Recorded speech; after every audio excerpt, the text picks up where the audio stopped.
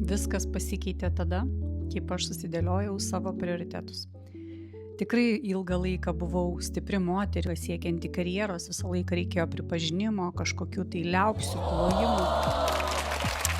Bet kai supratau, kad visa tai yra iš nesaugumo, kai supratau, kad kontrolė tai yra apskritai norėjimas turėti viską savo rankose ir tokiu būdu mes kontroliuodami apgaunam save, nes stipri moteris tai yra kaukė.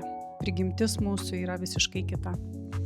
Ir kai vieną dieną aš supratau, kad pirmiausia aš noriu būti moterimi pati savo.